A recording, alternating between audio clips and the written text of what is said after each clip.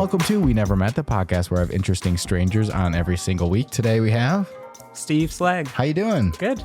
Good. And so people would know you from what do you think? Like if someone was like, hey, I've heard of you before. What do you think they would know you from? Kind of 50-50 chance. Okay. It's music. I play my own music. Mm-hmm. I have a singer-songwriter project, and I play with a band called Mooner. And we've played around Chicago for a few years. And then I've also done a lot of like LGBT like activism and writing in faith communities. So it could be any of those. Yeah. It could be any, or you know, maybe they just know you. They saw you on the street. Right. Yeah. I have a big family, so. There you go. So when did you start with music? How young were you when you started sort of dabbling in it? I remember my mom trying to teach me piano in like second grade. Wow. Because I was always sitting down and playing at it and making noise. So I think she kind of just wanted me to start making music instead. I don't want to hear just the noise. Right. We want a song. Right. Yeah. And I remember a couple lessons where like she would start and then like the phone would ring and she'd be on the phone for like an hour and a half. And then she was like, I'm going to find you a teacher. So I think like second grade. Okay. And did you immediately enjoy music, or was it something that your mom set up for you and you're like, oh, I got to do it because mom said I have to do it? No, I was like kind of obsessed. Wow. It was like instantly just something I would spend hours and hours a day doing in a way I don't even now. Yeah. I play less now than I did probably when I was 7 or 8, but I was a quiet kid, so it was just nice to have kind of something to always be doing. So I really took to it. Because like, what do you think it was specifically? You talk about being quiet a little bit. Was it like a way to express yourself, a way to just like get something out there? What do you think it was that like caught you about music? Yeah, I don't know. I also just liked learning. Like I was really big into I would always ask my teacher for like more books, more like stuff to like learn and just You're a good student then. Well, sort of. But then once I would like get just barely good at something, she could not get me to practice it anymore. Oh, okay. So it was like I wouldn't ever like master anything. I just wanted to learn everything. So I think that was part of it. Just like it was like one of my first little. Like I have a kind of obsessive personality about any kind of research mode. And that was like a little bit of that, a little bit of expression, a little bit of like nobody talks to you when you're playing an instrument. So it was like a nice way to opt out of like social interaction. Yeah. So from that age then, was it just something that you did for fun? Did you ever like want to be like, hey, I'm going to take this more seriously and play for people outside of my home? Yeah, I never really did. I was really private about it. I did a couple of competitions, but got really bad stage fright and like didn't enjoy competing or even just the pressure. Sure. But I would play for events and church stuff and weddings and funerals, and eventually I got into that a little bit more. But like, I think I had a type in my head of what a music, like somebody who was really serious about music was like. And I didn't want to, just like uptight and like the classical, like conservatory student or something like that. Does the little flip of their suit before they sit on the piano. And it was just like, well, that's not ever going to happen.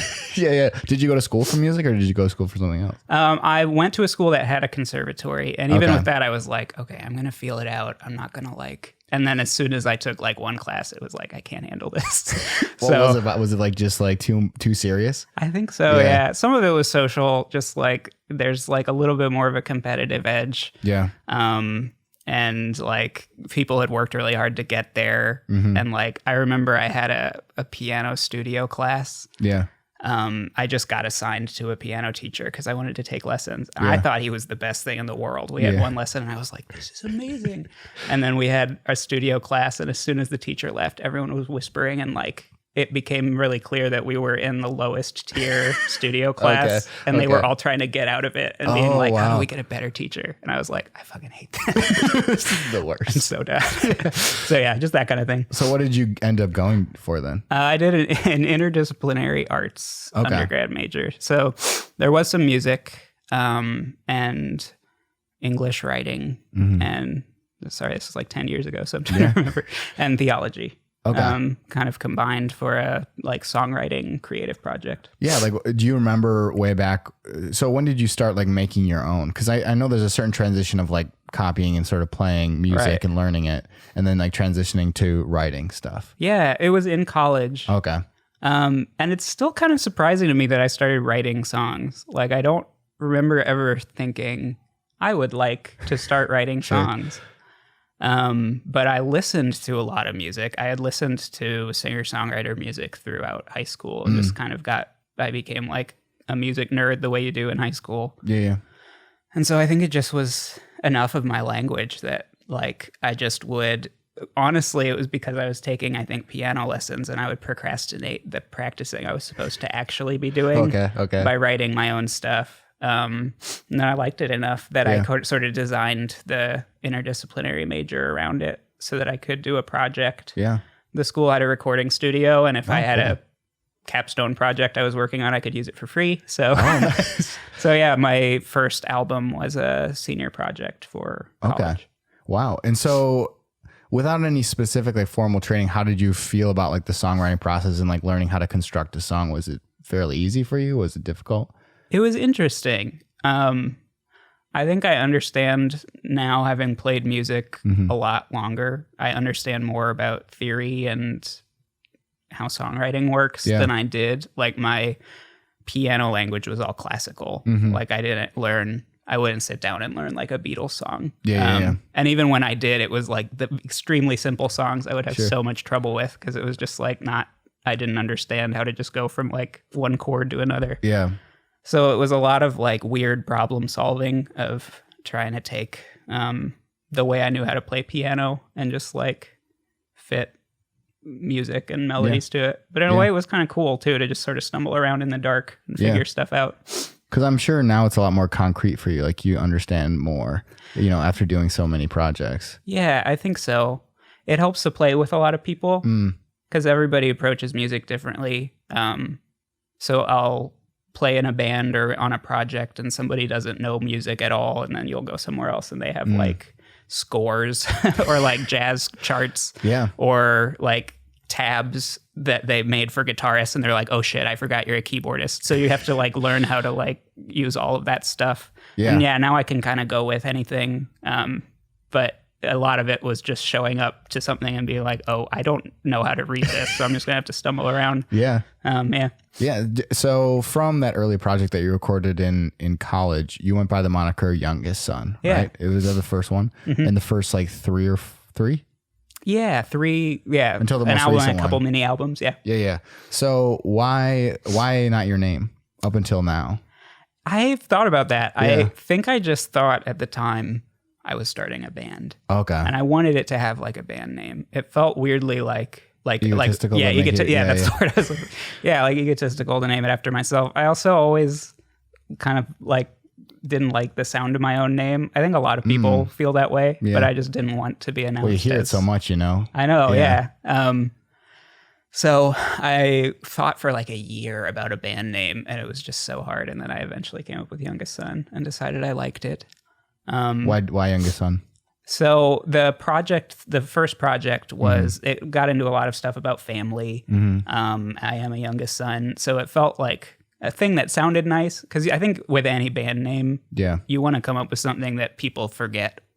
It's just a series of syllables they associate with you. And everything else about it is kind of unimportant. Right. But I also liked that there was some like significance to it. It felt true to me. Yeah.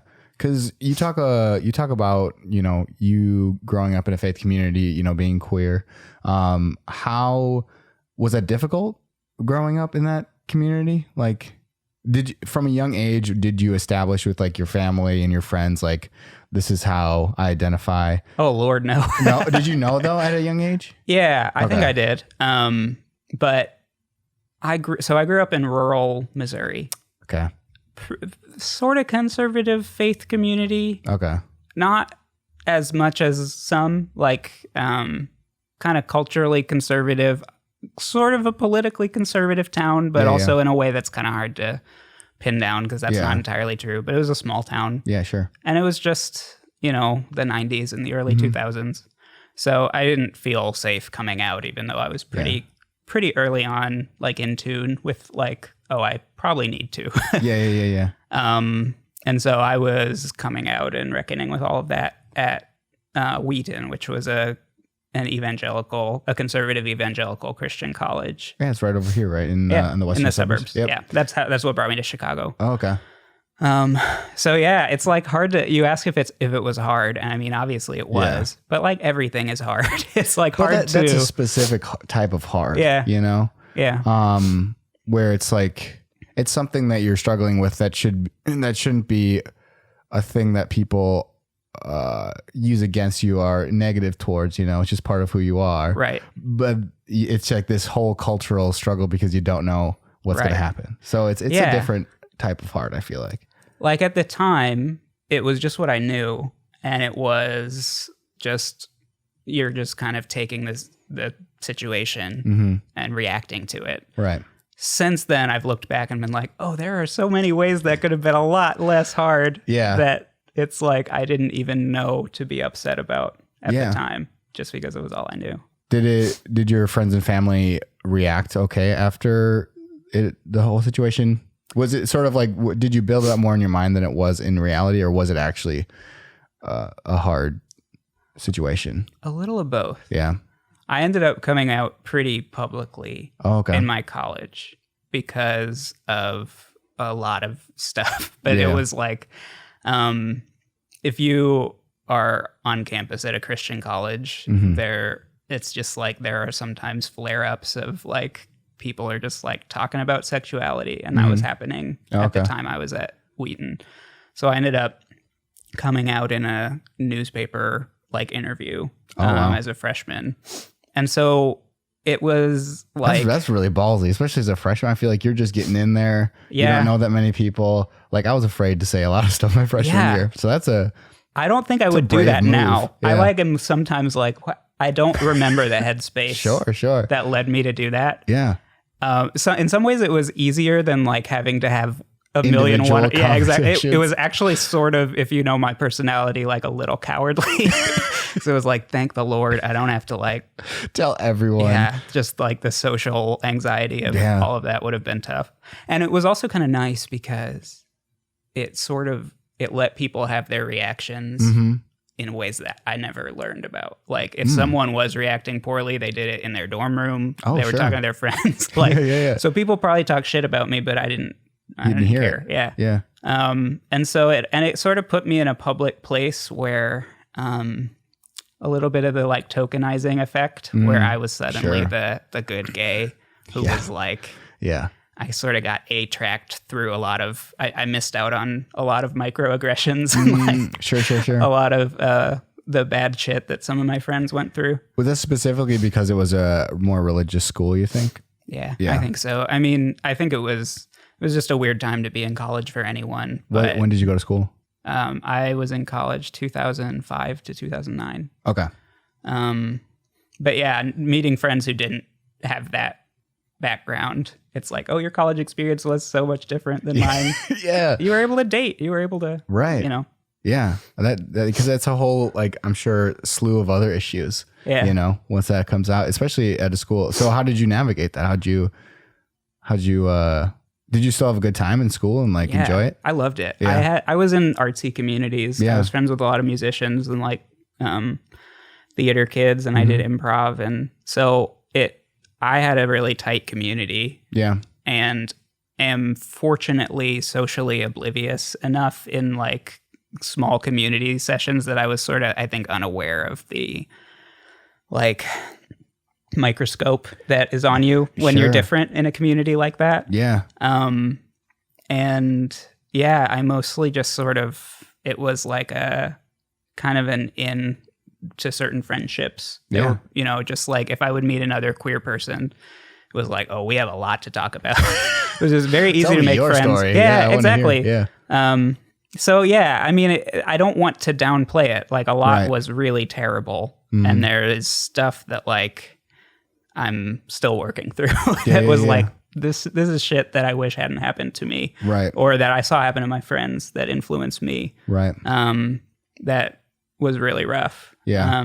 Yeah, that's just kind of, it was a little of both. Is that why you started writing about that and like publishing articles? Did you do that in college or was that afterwards? Yeah, I did. Yeah, a couple essays, and then I briefly had a blog where I was writing about sexuality, faith stuff. Was that sort of a reaction to some of those things that happened? Like Yeah. It was really common. Yeah. During those years, it was like, especially after you got out of college, every gay Christian, queer Christian had a blog. Oh, really? They were all like publishing these like takes on stuff, and everybody had their little platform, and they were all meeting each other and networking, and it was just like, so you would be at a brunch or something, and it was just like everybody, you knew their handle and like their website. Really? It was very weird. Yeah, I met a lot of people online because we were cool, just though. talking about like gay faith community stuff. Sort of like in certain like grassroots activist communities, you see that too, I think. So right. So is that also because you have an album out? Was it July of 2019 or June? June, yeah. June, called Strange Flesh. And was that the album that you were? There's a lot of autobiographical things that aren't really autobiographical. Yeah. And so does that go back to even like your college experience too, or is that more recent stuff now that people are dealing with close to you that sort of has a reflection on your life too? I think kind of all of the above. When you know a lot of people who have similar stories to you, sure, it like almost gets to the point where you forget what happened to you and what happened to other people. Yeah. So there were certain things. I've always written a lot autobiographically because I like details, and I'm not a fiction writer. So if I'm going to use a detail, it's often going to be from my own life. Sure. Or the life of someone close to me. And yeah, it was just writing these songs.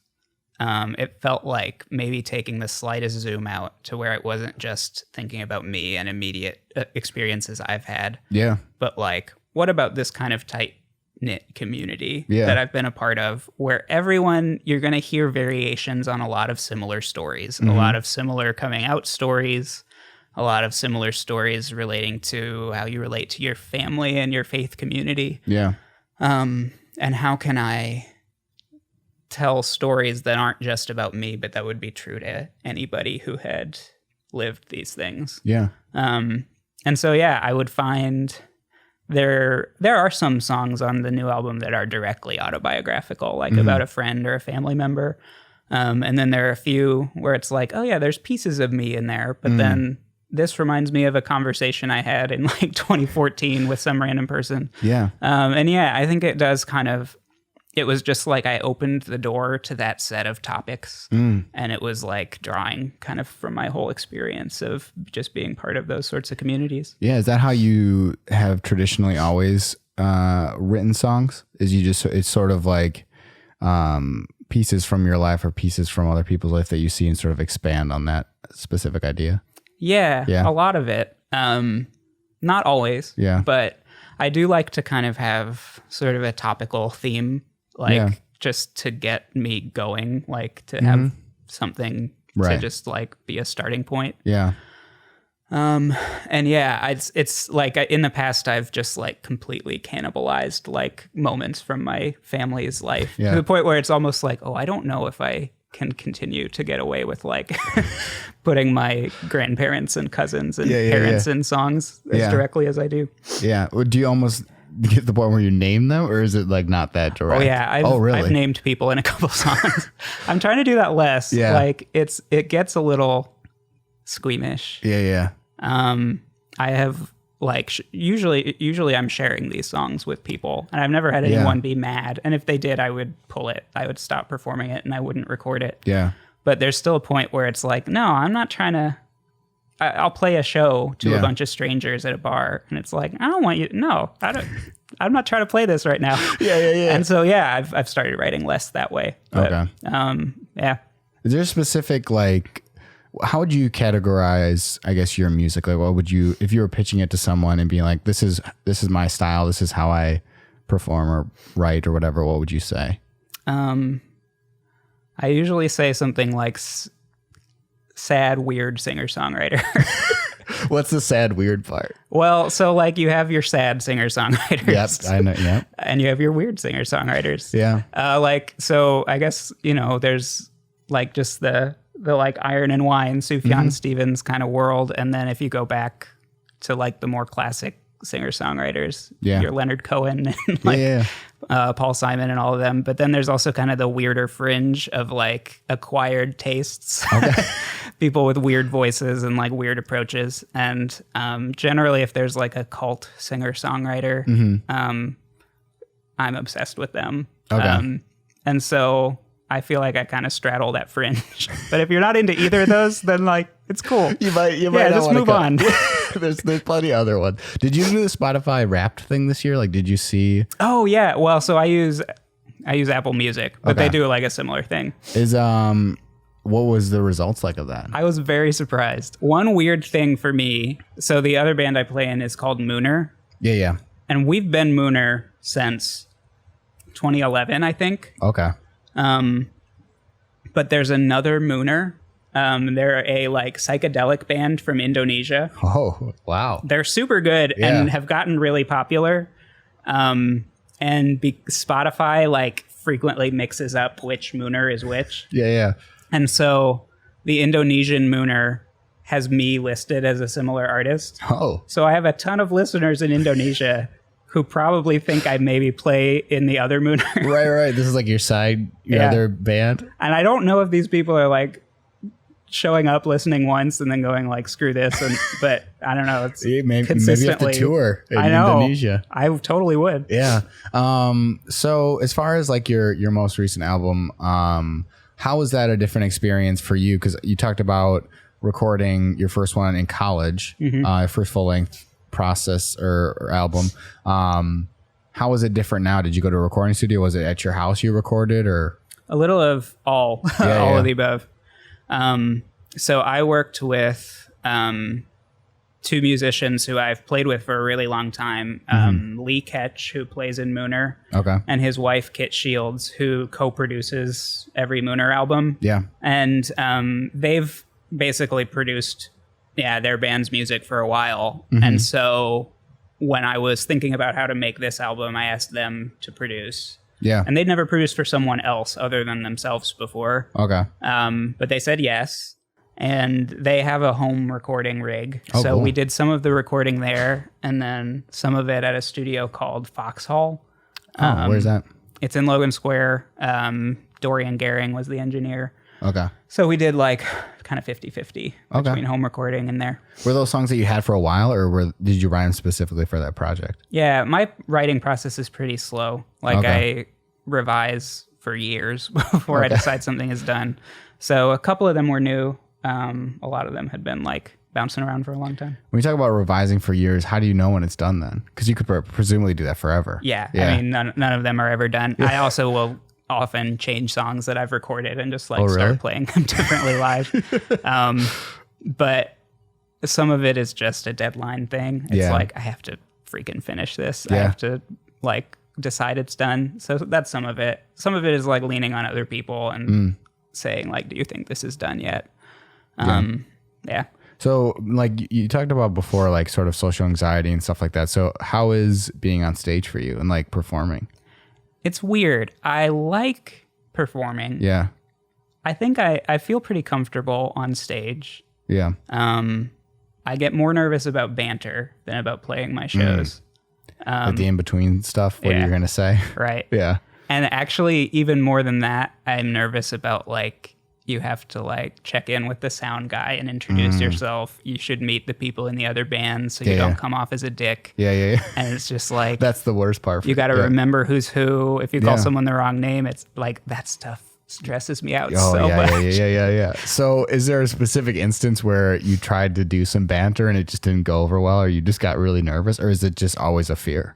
Oh, yeah. I mean, that's the thing, though. Like, crashing and burning in banter is just like, well, won't try that again. Like, it's not the end of the world. Yeah. I have found, like, it mostly goes okay. If I try to rehearse too much, or if I'm like, I'm going to say this thing that's going to be so funny, it never works. Yeah. So is there specific songs that you have changed recently live from your album? I don't think any of these yet. No? I did have to. So we recorded some of the songs on the album ended up being really like involved tracks, like a lot of overdubs and just they became like very orchestrated. And so I had to relearn them live based on that as a just solo piano player. So a lot of music parts have changed, but I don't think I've revised anything like. Yeah, because it's just you. Is it just you by yourself live when you play gigs, or? I like to play that way a lot. Yeah. I do enjoy band gigs, but it involves just more like you got to put the band together and rehearse, scheduling and stuff. And I really like playing solo. It's just a lot of fun to have the freedom, especially if I'm playing out of town. It's nice to just throw my keyboard in my trunk and go.